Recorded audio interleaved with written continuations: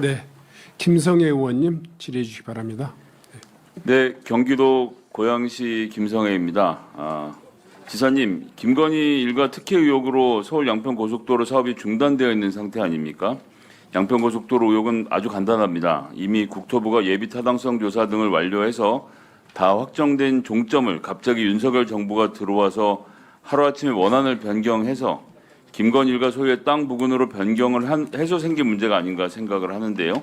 원희룡 전 장관이 갑자기 사업 백지화를 선언하면서 양평, 하남 등 경기도민들만 불편을 감수하고 있습니다. 이거 어떻게 해결하면 좋겠습니까, 지사님? 빠른 시간 내에 원안대로 추진하는 것이 가장 답이라고 생각합니다.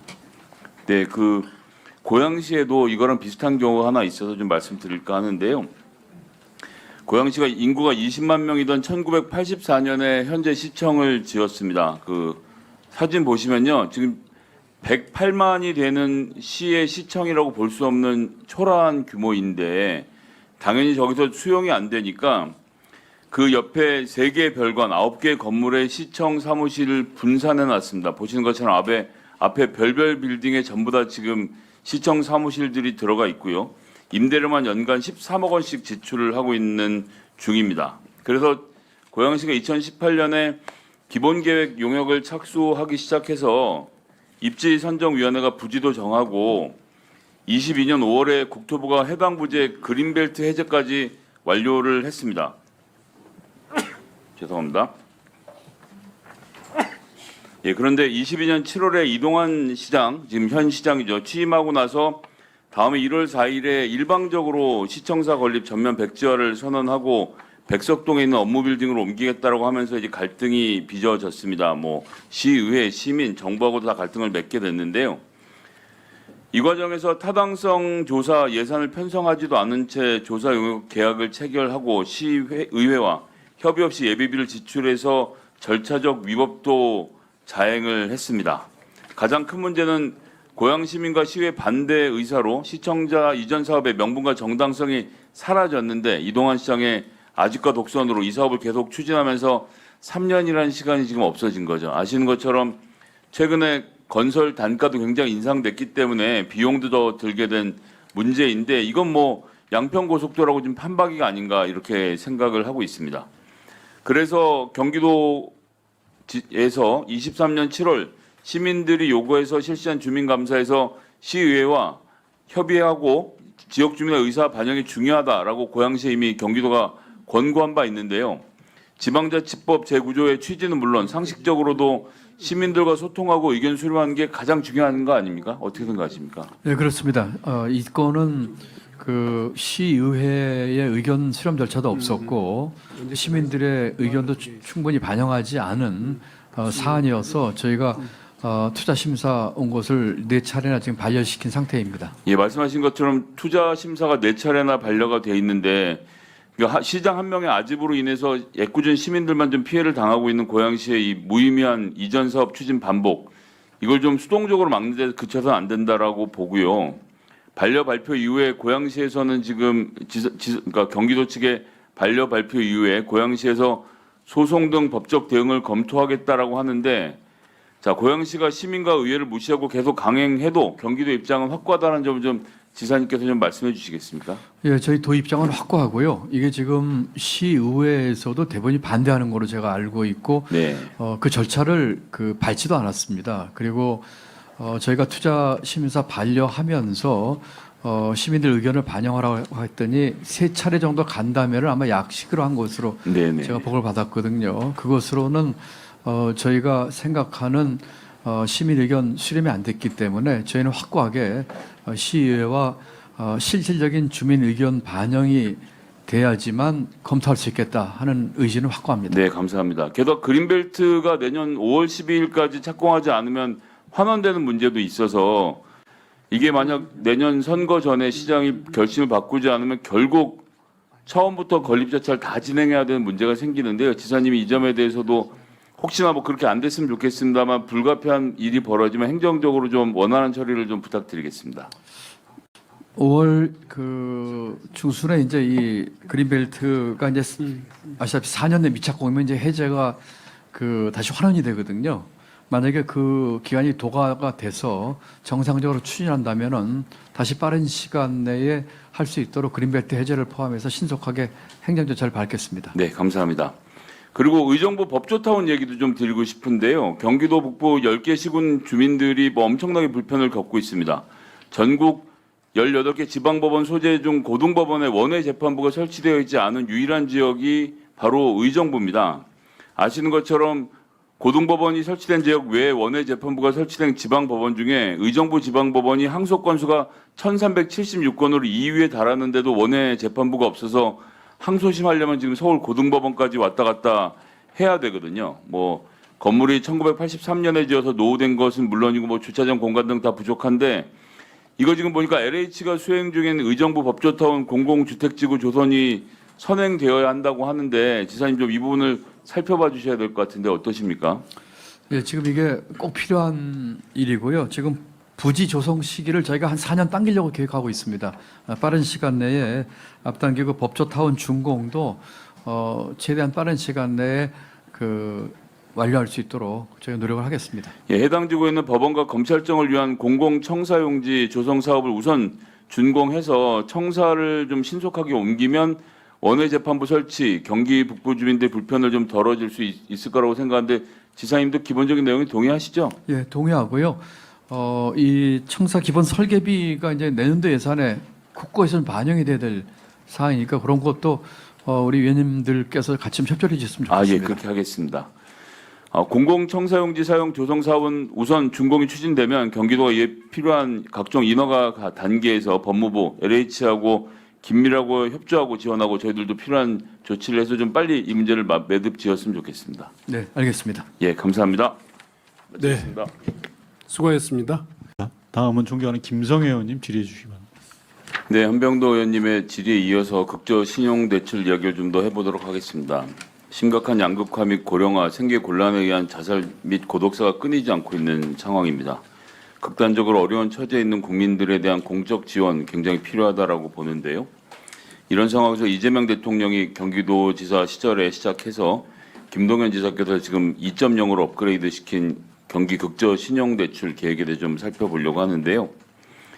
지금 민선 7기 이재명 도지사 시절에 추진됐던 경기 극저 신용대출 20년에서 22년까지 얼마나 많은 분들에게 대출이 좀 이루어졌습니까? 약 11만 명입니다. 11만 명이요. 네.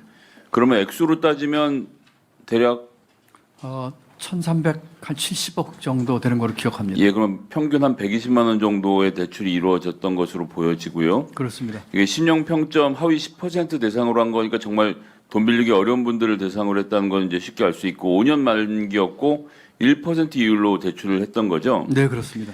그 회수 현황과 관련돼서 일부 보수지에서 공격도 하고 그랬었는데 지금 보면 그러니까 돈을 갚은 사람이 24.5% 그리고 연체되고 있는 것이 38.3%인데 문제 이제 재약정 건수 그러니까 이제 다시 연장하신 분들이 35%가 되는데 이 둘을 합쳐서 74%로 연체가 된 것이냐 보도가 됐던 건 좀 잘못됐던 보도 아닙니까? 예, 명백한 오보고 저희가 그 오보라고 분명히 지적을 공개적으로 했습니다. 네, 뭐 그 지적에 대해서는 지사님 말씀해 주셔서 저희도 많이 들었는데요. 이 재약정하고 연체는 완전히 다른 것이죠. 뭐 그 얘기를 좀 더 드리려고 하는데 정책의 이름에서도 드러났듯이 정말로 생활이 어려운 분들의 숨통을 틔워주기 위한 대출인데 뭐 저희들도 사례를 보니까요. 51세 1인 가구인데 빚이 5천만 원 있고 월 소득 50만 원으로 한 달 살던 상황에서 이 돈으로 생활비와 주거비도 해결하고 경기도 버스기사 양성 사업에 연계되어서 다시 재기해서 조기 상환 완료를 해서 다시 삶을 다시 살 길을 얻었다 이런 뭐 증언들도 나오는 걸로 봐서 이게 대출도 대출이지만 대출하면서 경기도가 많은 또 이런 연결된 서비스들을 좀 하고 있는 것 같습니다. 일자리 상담도 하시고 채무 조정 지원도 하시고 복지 상담 특히나 아까 전에 말씀 주셨던 그 조손과 함께 있는 할아버지 경우에는 기초 생활 수급자 대상도 지정이 안 돼 있었는데 이 상담을 통해서 지원된 걸로 보여지는데요. 이 대출도 대출이지만 사후 관리를 굉장히 좀 잘 해주신 게 인상적인데 어떻게 진행되고 있습니까? 예, 지금 김 의원님 말씀하신 것처럼 이제 신청을 해서 이제 이 융자를 받게 되면은 복지 일자리 또 여러 가지 그 복합적인 그 저희 서비스와 연결이 돼가지고 맞춤형으로 상담도 하고 직접 지원도 하고 있습니다. 아까 말씀해주신 사례의 그 버스 기사도 제가 만난 분인 것 같은데 아, 네. 그분도 그야말로 절망 속에 있다가 50만 원 대출 받아가지고 그 지금 마을버스 기사 일을 열심히 하고 계시고 저하고 간담회 때 반나절인가 휴가를 내고도 오셨던 아, 분인 네, 걸로 네. 기억을 합니다. 그런 분들 사연 들으면은 뭐 정말 눈물 없이 듣기 어려울 정도의 그런 분들인데 이런 분들은 재계 의욕과 그 의욕이 있고 또 그걸 받고서는 어느 정도 그 발판을 마련한 뒤에는 분할 납부 등을 포함해서 상환하신 분들이에요.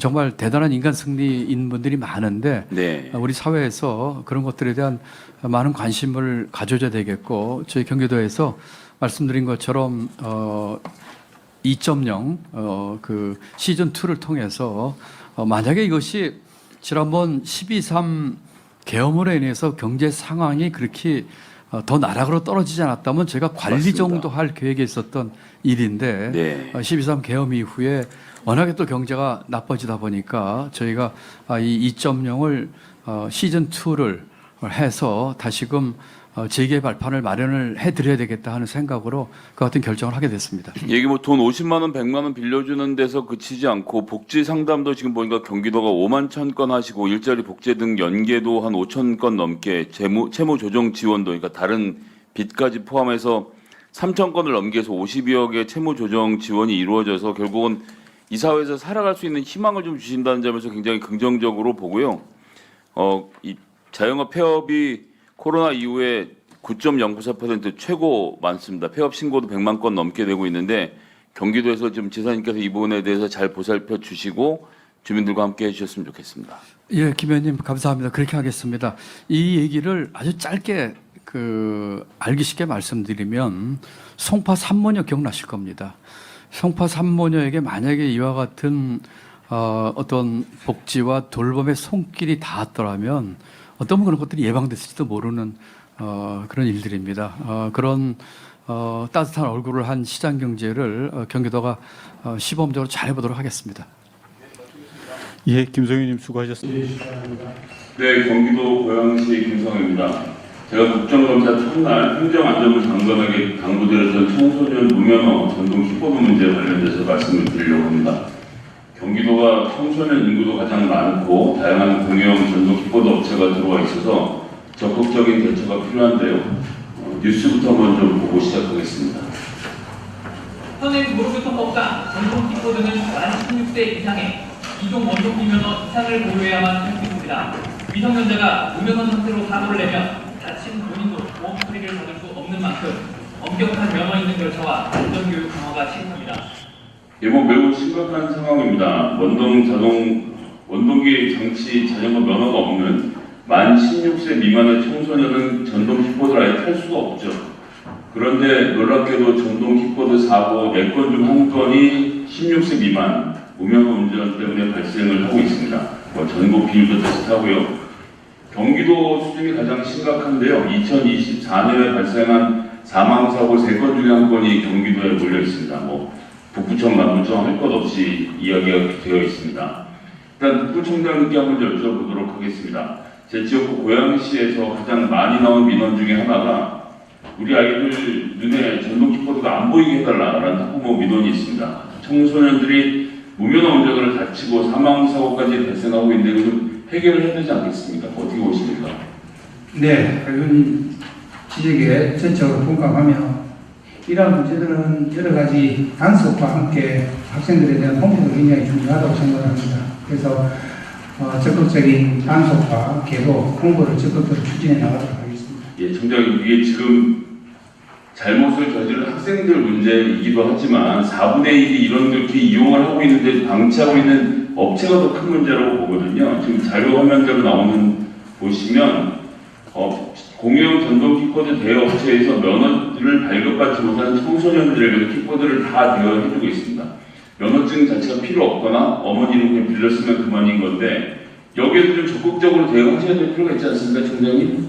네, 그렇습니다. 그러한 부분에 대해서도 저희 단속하고 법적인 절차를 준수할 수 있도록 하는 방안들을 강구하겠습니다. 예전에 단속 얘기하는 건데 오토바이나 스로틀 자전거, 전기 자전거 같은 원동기 장치, 자전거의 경우에는 대업체가 면허를 확인하지 않고 무면허자에게 대여해준 경우에 무면허 운전 방조법으로 처벌하고 있습니다. 맞죠? 네, 그렇습니다. 그렇다고 한다면 당연히 이 원동기 장치 자전거 무면허 대업체를 수사한 사례가 있기 때문에 경찰도 충분히 전동 킥보드 무면허 대업자에 대해서도 단속을 실시할 수 있겠는데 왜 하지 않고 있는지 좀 제가 의아합니다. 네, 그런 부분들을 계획을 세워서 좀 더 집중적으로 단속을 하도록 하겠습니다. 얘기 좀 우리 남부총장은 어떻습니까? 이 단속을 좀 해야 된다고 보시지 않습니까?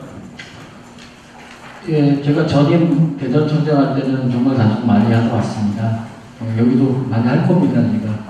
많이 하도록 하고, 무엇보다도 의원님 정확하게 지적해 주셨는데, 이 PM을 이렇게 사용할 때 인증 절차를 엄격히 해야 됩니다, 이거는 정말 제도적으로, 법적으로 완벽하게 틀어막아야지.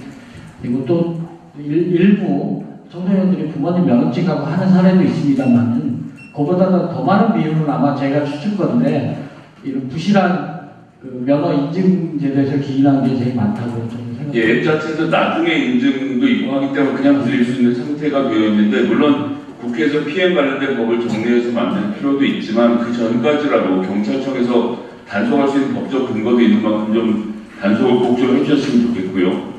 그리고 이 경찰권청에서도 대업체의 무면허 운전 방조 혐의를 적용하도록 법률 검토를 좀 해주셨으면 좋겠습니다. 다음 주 중에 법률 검토를 실시해서 다음 주 중에 전국 시도청에 공문을 하달한다라고 하니까 이 사고가 가장 심각한 경기 남부구청 좀 적극적으로 나서주시길 부탁드립니다. 아울러 단속에 더해서 행정안전부 장관이 각 부처 협의를 통해 전동 킥보드 문제를 직접 챙기겠다고 약속을 했으니까요. 향후 안전정책조정위원회를 마련하는 등 방침으로 적극적으로 좀 협조해 주셨으면 좋겠습니다. 그리고 마지막으로 저희 이거 뉴스 보도할 때 협조해 주신 경기도 안양 동안경찰서에도 감사의 말씀 드리겠습니다. 알겠습니다. 예, 질의 마치겠습니다.